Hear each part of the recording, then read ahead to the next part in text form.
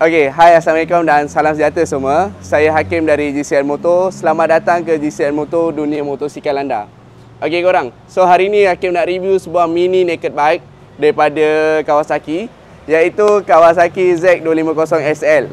Right? Sebab apa kita panggil dia mini Kawasaki? Sebab Z250 dia terbagi dua lah. Satu Z250 yang 2 inline, dan yang dekat depan Hakim ni Z250SL yang mini sikit, dia single silinder lah.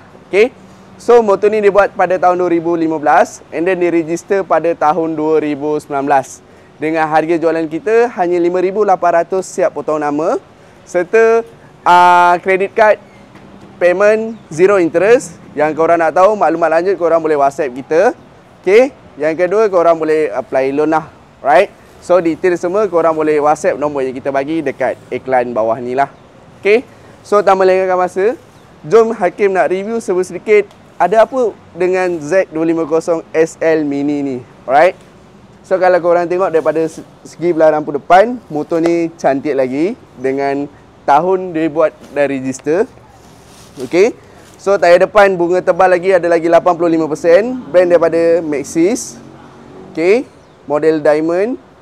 Right, motor ni kalau korang tengok daripada bahagian belah tepi, dia siap dengan engine slider lah.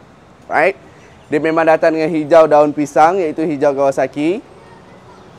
Right, so exhaust full standard, motor ni standard. Okay, tayar belakang bunga ada lagi 70%. Sorry, 80%, tebal lagi.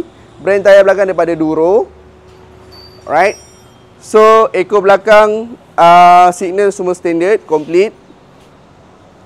Okay, right, and then siap sekali dengan CNC side mirror daripada Rizoma lah.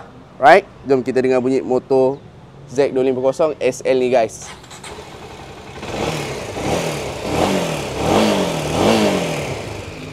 Right, so motor tahun 2015, register 2019, Kawasaki Z250SL mini. Mini tu saya yang gelarkan dia sebab dia kecil lah. Alright, dengan harga jualan kita siap potong nama hanya 5,800 serta ansuran kad kredit serendah 0 interest dan deposit serendahnya 0. Korang boleh kontak nombor yang kita bagi dekat bawah ni lah guys. Okay, sebelum terlambat, Hakim nak mengucapkan selamat berpuasa. Okay, jangan lupa share dan support video kita dan bagi tahu kawan-kawan korang yang GCN banyak motor baru, motor second maupun recon. Alright guys, jumpa lagi next video motor yang lain. Bye bye. Assalamualaikum.